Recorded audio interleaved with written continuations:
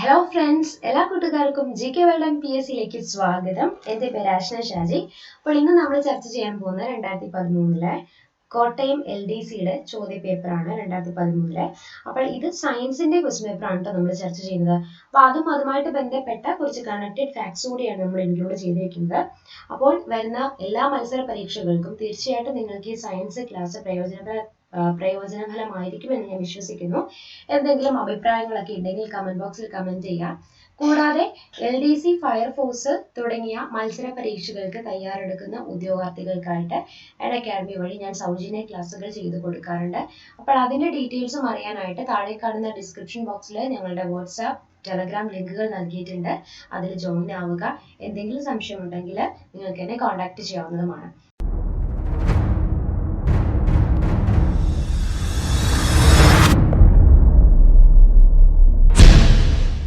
അപ്പോൾ നമുക്ക് ആദ്യത്തെ ചോദ്യത്തിലേക്ക് പോകാം. ഇവിടെ ചോദിച്ചിരിക്കുന്ന ചോദ്യം എന്ന് പറയുന്നത് താഴെ കൊടുത്തിട്ടുള്ളവയിൽ കൂട്ടത്തിൽ പെടാത്തത് ഏതാണെന്നാണ് നമ്മളോട് ചോദിച്ചിരിക്കുന്നത്. താഴെ കൊടുത്തിട്ടുള്ളവയിൽ കൂട്ടത്തിൽ പെടാത്തത് ഏത്? Option A fuse, option B MCB, option 3 pin, option D ELCB. അപ്പോൾ നമുക്ക് ഈ തന്നിരിക്കുന്നവയിൽ ശരിയായിട്ടുള്ള ഉത്തരം വരുന്നത് എന്താണ്? 3 പിൻ ആണ്. എന്തുകൊണ്ടാണ് 3 പിൻ ഇതിൽ കൂട്ടത്തിൽ പെടാതെ മാറി നിൽക്കുന്നത്? നമുക്കിനി അതിന്റെ കുറച്ച് എക്സ്പ്ലനേഷനിലേക്ക് നോക്കാം. ഫ്യൂസ്, MCB, ELCB ഇതൊക്കെ സർക്യൂട്ട് ബ്രേക്കറുകൾക്ക് ഉദാഹരണമാണ്. ഫ്യൂസും MCB ELCB ഇതൊക്കെ എന്താണ്? ശരിക്കും സർക്യൂട്ട് ബ്രേക്കുകൾക്ക് ഉദാഹരണങ്ങളാണ്. അപ്പം ഈ സർക്യൂട്ട് ബ്രേക്കറുകൾ എന്ന് പറഞ്ഞാൽ എന്താണ്?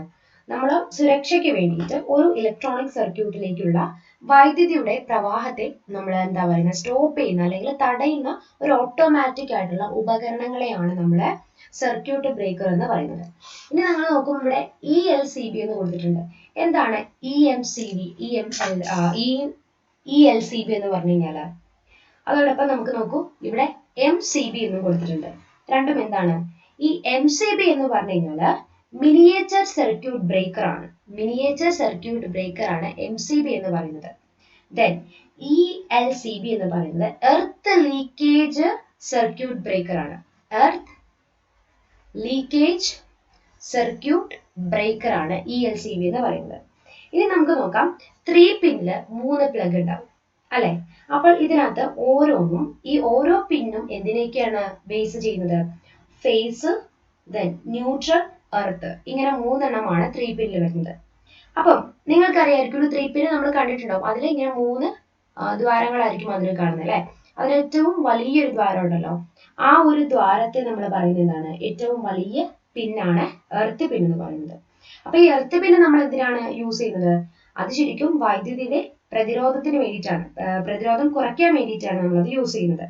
അപ്പം അതുകൊണ്ടാണ് വൈദ്യുതിയുടെ പ്രതിരോധത്തെ കുറയ്ക്കാൻ വേണ്ടിയിട്ടാണ് എർത്ത് പിന്ന് കുറച്ചും കൂടെ നല്ല വണ്ണ കൂടുതലായിട്ട് നിർമ്മിച്ചിരിക്കുന്നത്. അപ്പം ഇനി PSC ഇതുമായിട്ട് ബന്ധപ്പെട്ട് ചോദിച്ചു കാണുന്ന മറ്റൊരു ചോദ്യമുണ്ട്. നിങ്ങൾക്കറിയായിരിക്കും, സാധാരണ ഫ്യൂസ് നിർമ്മിക്കാൻ ഉപയോഗിക്കുന്ന ലോഹസങ്കരം PSC ചോദിച്ചു കാണാറുണ്ട്. ഏതാണ് സാധാരണ ഫ്യൂസ് വയർ നിർമ്മിക്കാൻ ഉപയോഗിക്കുന്ന ലോഹസങ്കരം? ടിന്നും ലെഡുമാണ്. ഏതാണ്? Tin and lead. ഒരു മിനിറ്റ്, ഏതാണ്? Tin lead. ഇത് രണ്ടുമാണ് സാധാരണമായിട്ടുള്ള ഒരു വയർ, ഫ്യൂസ് വയർ നിർമ്മിക്കാൻ ഉപയോഗിക്കുന്ന ലോഹസങ്കരം. അപ്പൊ ഇത്രയും കാര്യങ്ങൾ മനസ്സിലായിട്ടുണ്ടെന്ന് വിശ്വസിക്കുന്നു. അപ്പോൾ ഇനി നമുക്ക് നോക്കാം, അടുത്ത ക്വസ്റ്റ്യൻ കൂടെ നോക്കാം. ഫ്യൂസും സ്വിച്ചും ഒക്കെ ശരിക്കും പറഞ്ഞു കഴിഞ്ഞാൽ ഒരു ഫേസ് ലൈനിലാണ് നമ്മൾ ഘടിപ്പിക്കേണ്ടത്. അപ്പം ഇത്രയും കാര്യങ്ങൾ നിങ്ങൾക്ക് മനസ്സിലായെന്ന് വിശ്വസിക്കുന്നു. ഇനി എന്തെങ്കിലും കൂടുതലായിട്ട് അറിയണമെങ്കിൽ എന്നെ ഒന്ന് നമ്മളുടെ വാട്സാപ്പ്, ടെലഗ്രാം ലിങ്കിലൊക്കെ നിങ്ങൾക്ക് ജോയിൻ ആവുന്നതാണ്. ശരി, അപ്പൊ നമുക്കിനി അടുത്ത ചോദ്യത്തിലേക്ക് പോകാം. അടുത്ത ചോദ്യം ചോദിച്ചിരിക്കുന്നത്, കമ്പ്യൂട്ടറിന്റെ തലച്ചോറ് എന്ന് വിളിക്കാവുന്ന ഏത് ഉപകരണത്തിന്റെ ധർമ്മം നിറവേറ്റുന്നവയാണ് IC ചിപ്പുകൾ? Option resistor, capacitor, processor, transistor. ഏതാണ് ശരി ഉത്തരം വരുന്നത്? പ്രൊസസർ ആണ് കേട്ടോ, പ്രൊസസർ ആണ്. നമുക്ക് നോക്കാം. ശരിക്കും പറഞ്ഞാൽ ഒരു കമ്പ്യൂട്ടറിന്റെ പ്രധാനമായിട്ടുള്ള ഭാഗത്തെ നമ്മൾ പറയുന്നത് എങ്ങനെയാണ്? സെൻട്രൽ പ്രോസസിംഗ് യൂണിറ്റ് അല്ലെ, CPU എന്നാണ് പറയുന്നത്. കമ്പ്യൂട്ടറിന്റെ തലച്ചോറ് എന്നറിയപ്പെടുന്ന ഭാഗം ഏതാണ്? അതും സെൻട്രൽ പ്രോസസിംഗ് യൂണിറ്റ് തന്നെയാണ്. അപ്പോ CPU-ലെ പ്രധാനപ്പെട്ട 3 ഭാഗങ്ങൾ ഏതൊക്കെയാണ്? ALU, arithmetic logic unit, control unit, memory unit. അല്ലെ, ഇത് നിങ്ങൾ പരീക്ഷകളിൽ ചോദിച്ചു കാണാറൊരു ചോദ്യമുണ്ട്, കമ്പ്യൂട്ടറിന്റെ പിതാവ് ആരാണെന്ന്. ആരാണ് കമ്പ്യൂട്ടറിന്റെ പിതാവ്? Charles Babbage. ഇന്റർനെറ്റിന്റെ പിതാവ് അങ്ങനെയാണെങ്കിൽ ആരായിരിക്കും? വിൻസ്റ്റൺ ഗ്രേ സർഫ് ആണ്. അങ്ങനെയെങ്കിൽ കമ്പ്യൂട്ടർ സയൻസിന്റെ പിതാവോ? ആലൻ ട്യൂറിംഗ്.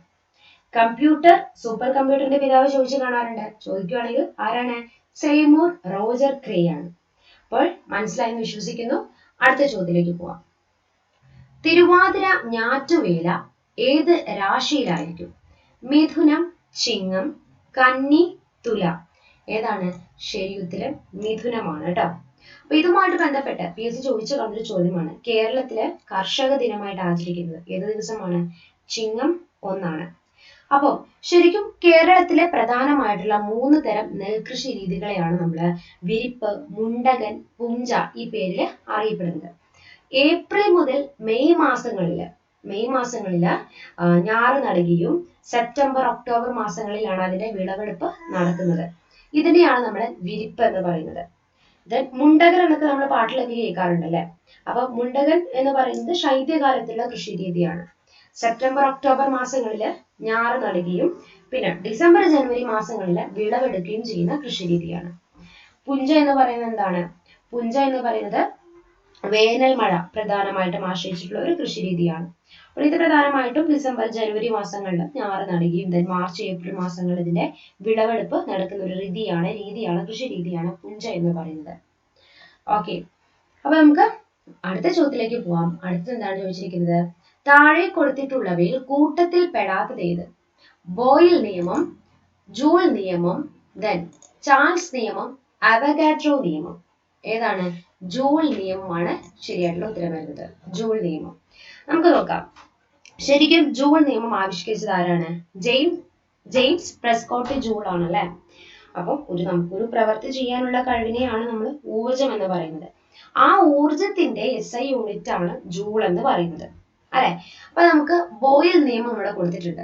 ശരിക്കും പറഞ്ഞാൽ എന്താണ് ബോയിൽ നിയമം എന്ന് പറഞ്ഞു കഴിഞ്ഞാല്? എന്താണ് ബോയിൽ നിയമം എന്ന് പറഞ്ഞു കഴിഞ്ഞാല്? ഒരു മിനിറ്റ്. ഓക്കെ, അപ്പൊ നോക്കാം. ബോയിൽ നിയമം എന്ന് പറഞ്ഞു കഴിഞ്ഞാല് ഒരു താപനില, അതായത് ടെമ്പറേച്ചർ, താപനില സ്ഥിരമായിട്ട് ഇരിക്കുന്ന അവസ്ഥയിൽ ഒരു നിശ്ചിത മാസുള്ള വാതകത്തിന്റെ വ്യാപ്തം എന്തായിരിക്കും? മർദ്ദത്തിന് പ്രഷറിന് ഓപ്പോസിറ്റ് ആയിരിക്കും. ഇതിനെയാണ് നമ്മൾ ബോയിൽസ് ലോ എന്ന് പറയുന്നത്. ഇനി നമുക്ക് നോക്കാം. ചാൾസ് നിയമം ഇവിടെ കൊടുത്തിട്ടുണ്ട്. എന്താണ് ചാൾസ് നിയമം എന്ന് പറഞ്ഞു കഴിഞ്ഞാൽ ഇവിടെ മർദ്ദം സ്ഥിരമായിട്ട് ഇരിക്കുമ്പോൾ ഒരു നിശ്ചിത മാസുള്ള വാതകത്തിന്റെ വ്യാപ്തം എന്താണ്? കെൽവിൻ സ്കെയിലിന്റെ താപനിലയ്ക്ക് നേരനുപാതമായിരിക്കും. ഇനി നമുക്ക് അവഗാഡ്രോ നിയമം നോക്കാം. അവഗാഡ്രോ പറയുന്നത് എന്താണ്? മർദ്ദവും താപനിലയും സ്ഥിരമായിരിക്കുന്ന സമയത്ത് ഒരു നിശ്ചിത മാസുള്ള വാതകത്തിന്റെ വ്യാപ്തം അതിലടങ്ങിയിരിക്കുന്ന തന്മാത്രകളുടെ എണ്ണത്തിന് നേർ അനുപാതമായിരിക്കും. ഇതാണ് നമുക്ക് അവഗാഡ്രോ നിയമം വരുന്നത്. ഓക്കെ, അപ്പൊ നമുക്കിനി അടുത്ത ചോദ്യത്തിലേക്ക് നോക്കാം. അടുത്ത ചോദ്യം ചോദിച്ചിരിക്കുന്നത് എന്താണ്? 5 ഗ്രാം മോളിക്കുലർ മാസ് GMM ജലത്തിന്റെ മാസ് എത്ര ഗ്രാം ആയിരിക്കുമെന്നാണ് ചോദിച്ചിരിക്കുന്നത്. 80 ഗ്രാം, 85 ഗ്രാം, 90 ഗ്രാം, 95 ഗ്രാം. ശരി ഉത്തരം വരുന്നത് 90 ഗ്രാം ആണ്. സോ നമുക്കറിയാം സാർവത്രിക അല്ലെങ്കിൽ സാർവിക ലായകം എന്നറിയപ്പെടുന്നതിനെയാണ് ജലത്തെയാണ് അല്ലെ. അപ്പൊ നമുക്ക് പ്രധാനമായിട്ടും ജലം, ഖരം, ദ്രാവകം, വാതകം ഈ പറയുന്ന 3 രീതിയിൽ അല്ലെങ്കിൽ 3 അവസ്ഥയിലാണ് ജലം കാണപ്പെടുന്നത് അല്ലെ. PSC പിന്നെ ചോദിച്ചു കാണുന്ന ചോദ്യമുണ്ട്. ശുദ്ധജലത്തിന്റെ pH മൂല്യം ചോദിക്കാറുണ്ട്. എത്രയാണ്? 7 ആണല്ലേ. അപ്പോൾ ഐസ് കട്ടയ്ക്കൊക്കെ ജലത്തിനേക്കാൾ സാന്ദ്രത കുറവായിരിക്കും, കൂടുതലായിരിക്കും. നമ്മുടെ ഒരു ഐസ് കട്ട എടുത്ത് ജലത്തിലിട്ട് കഴിഞ്ഞാൽ അത് പൊങ്ങിക്കിടക്കും. എന്തുകൊണ്ടാണ്? ഐസ് കട്ടയ്ക്ക് ജലത്തേക്കാൾ സാന്ദ്രത കുറവായതുകൊണ്ടാണ്. അപ്പം ജലത്തിന്റെ തിളനില എന്ന് പറയുന്നത് എത്രയായിരിക്കും? 100 ഡിഗ്രി സെൽഷ്യസ് ആണ്. ഓക്കെ, അപ്പൊ നമുക്കിനി അടുത്ത ചോദ്യത്തിലേക്ക് പോകാം. എല്ലാ ഗ്രൂപ്പുകളിൽ നിന്നും രക്തം സ്വീകരിക്കാവുന്ന രക്തഗ്രൂപ്പ് ഏതാണ്? എല്ലാ ഗ്രൂപ്പുകളിൽ നിന്നും രക്തം സ്വീകരിക്കാവുന്ന രക്തഗ്രൂപ്പ് എന്ന് പറയുന്നത് AB ആണ്. നോക്കാം. ശരിക്കും ഈ രക്തഗ്രൂപ്പുമായിട്ട് പറയുകയാണെങ്കിൽ രക്തഗ്രൂപ്പുകൾ കണ്ടെത്തിയത് ആരാണ്? കാൾ ലാൻഡ്സ്റ്റെയ്നർ ആണ്. Call Landsteiner. ഇനി ലോക രക്തദാന ദിനമായിട്ട് ആചരിക്കുന്നതോ ജൂൺ 14 അല്ലേ. ദേശീയ രക്തദാന ദിനമായി ആചരിക്കുന്നതോ ഒക്ടോബർ 1. ലോകത്തിലെ ഏറ്റവും കൂടുതൽ ആളുകളിൽ കാണപ്പെടുന്ന രക്തഗ്രൂപ്പ് ചോദിച്ചു കാണാറുണ്ട്, അത് O പോസിറ്റീവ് ആണ്. എങ്കിൽ ലോകത്തിൽ ഏറ്റവും കൂടുതൽ ആളുകളിൽ കാണപ്പെടുന്ന രണ്ടാമത്തെ രക്തഗ്രൂപ്പ് ഏതാണ്? A പോസിറ്റീവ് ആണ്. ശ്രദ്ധിക്കുക, ലോകത്തിൽ ഏറ്റവും കൂടുതൽ ആളുകളിൽ കാണപ്പെടുന്ന രക്തഗ്രൂപ്പ് O പോസിറ്റീവും ഏറ്റവും കൂടുതൽ കാണപ്പെടുന്ന രണ്ടാമത്തെ രക്തഗ്രൂപ്പ് എന്ന് പറയുന്നത് A പോസിറ്റീവ് ആണ്. എന്നാൽ ലോകത്തിൽ ഏറ്റവും കുറവ് ആളുകളിൽ കാണപ്പെടുന്ന രക്തഗ്രൂപ്പും ഏതാണ്? അത് AB നെഗറ്റീവ് ആണ്. ഓക്കെ, ദെൻ രക്തത്തിൽ അടങ്ങിയിരിക്കുന്ന ആന്റിജനുകളുടെ സാന്നിധ്യം അനുസരിച്ചിട്ട് നമുക്ക് രക്തഗ്രൂപ്പുകളെ ഓരോന്നായിട്ട് ഡിവൈഡ് ചെയ്യാൻ ഇത് നിർണ്ണയിക്കാൻ പറ്റും. ദെൻ ഒരു രക്തം കട്ട പിടിക്കാൻ സഹായിക്കുന്ന ജീവകം ഏതാണ്? ജീവകം K. രക്തത്തിന് ചുവപ്പ് നിറത്തിന് കാരണം വരുന്നത് ഹീമോഗ്ലോബിന്റെ പ്രസൻസ് ആണ്. സാർവത്രിക ദാതാവ് എന്നറിയപ്പെടുന്ന ഏതാണ്? സാർവത്രിക ദാതാവ് എന്നറിയപ്പെടുന്ന രക്തഗ്രൂപ്പ് ഏതാണ്? O നെഗറ്റീവ് ആണ്. സാർവത്രിക സ്വീകർത്താവ് എന്നറിയപ്പെടുന്ന ഏതാണ്? AB പോസിറ്റീവ് ആണ്. അപ്പൊ ഇത്തരം കാര്യങ്ങൾ ക്ലിയർ ആയല്ലോ. പിന്നെ ഹീമോഗ്ലോബിൻ അടങ്ങിയിരിക്കുന്ന ലോഹം ചോദിക്കാറുണ്ട്. ഏതാണത്? ഹീമോഗ്ലോബിൻ അടങ്ങിയിരിക്കുന്ന ലോഹം ഇരുമ്പാണ്. ഓക്കെ, അപ്പൊ രക്തത്തിന്റെ pH എത്രയാണ് വരുന്നത്? 7.4 ആണ് അല്ലെ. ഓക്കെ, അപ്പൊ നമുക്കിനി അടുത്ത ചോദ്യത്തിലേക്ക് പോവാം. ലോക കാഴ്ച ദിനം. ലോക കാഴ്ച ദിനം നമുക്കറിയാം ഏതാണ്? ഒക്ടോബർ 10 ഒക്ടോബർ 10 ലോക കാഴ്ച ദിനമായിട്ട് ആചരിക്കുന്നത്. അങ്ങനെയെങ്കിൽ സെപ്റ്റംബർ 5 എന്താണ്? സെപ്റ്റംബർ 5 എന്ന് പറയുന്നത് നമുക്കറിയാം എന്താണ്? ദേശീയ അധ്യാപക ദിനമാണ്. ദേശീയ അധ്യാപക ദിനമാണ് സെപ്റ്റംബർ 5 വരുന്നത് അല്ലെ. സെപ്റ്റംബർ 5 ദേശീയ അധ്യാപക ദിനമാണ്. അങ്ങനെയെങ്കിൽ സെപ്റ്റംബർ 14 ഒരു പ്രത്യേകത ഉണ്ടല്ലോ, എന്താണ്? ദേശീയ ഹിന്ദി ദിനമാണ്. ഒക്ടോബർ 1 പ്രത്യേകത എന്താണ്? ഒക്ടോബർ 1 അന്തർദേശീയ വയോജന ദിനമാണ്. അന്തർദേശീയ വയോജന ദിനമാണ് ഒക്ടോബർ 1. അങ്ങനെയെങ്കിൽ ഡിസംബർ 1 പ്രത്യേകത എന്താണ്? ഡിസംബർ 1 ലോക എയ്ഡ്സ് ദിനമായിട്ടാണ് ആചരിക്കുന്നത്. ഓക്കെ, അപ്പോൾ ഇന്നത്തെ ക്ലാസ്സിൽ നമ്മൾ പഠിച്ചിട്ടുണ്ടായിരുന്നത് 2013 LDCയിൽ ചോദിച്ചിട്ടുണ്ടായിരുന്ന സയൻസിന്റെ ക്വസ്റ്റ്യൻ പേപ്പർ ആണ്. അപ്പോൾ ഇതേപോലുള്ള ക്ലാസ്സുകൾ തുടർന്നും നിങ്ങൾക്ക് വേണമെങ്കിൽ എന്നെ കമന്റ് ബോക്സിൽ കമന്റ് ചെയ്യാം. എന്തെങ്കിലും സജഷൻസ് ഉണ്ടെങ്കിൽ ധൈര്യമായിട്ട് നിങ്ങൾക്ക് കമന്റ് ബോക്സിൽ കമന്റ് ചെയ്യാം. കൂടാതെ ഞങ്ങളുടെ വാട്സാപ്പ് ടെലഗ്രാം ഗ്രൂപ്പുകളിൽ ചേരാൻ ആഗ്രഹിക്കുന്ന കൂട്ടുകാരുണ്ടെങ്കിൽ ഞങ്ങളുടെ വാട്സാപ്പ് ഗ്രൂപ്പിന്റെയും ടെലഗ്രാമിന്റെയും ലിങ്ക് താഴെ കാണുന്ന ഡിസ്ക്രിപ്ഷൻ ബോക്സിൽ ഞങ്ങൾ ആഡ് ചെയ്തിട്ടുണ്ട്.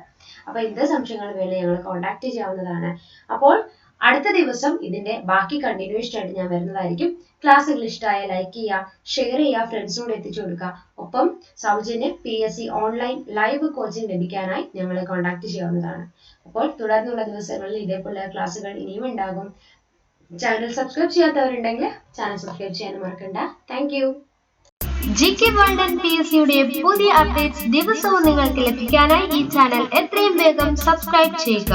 വീഡിയോ അപ്ലോഡ് ചെയ്ത് ഉടൻ തന്നെ നോട്ടിഫിക്കേഷൻസ് ലഭിക്കാനായി അടുത്തുള്ള ബെൽ ഐക്കണിൽ ക്ലിക്ക് ചെയ്ത് നോട്ടിഫിക്കേഷൻസ് ഓൺ ചെയ്യുക.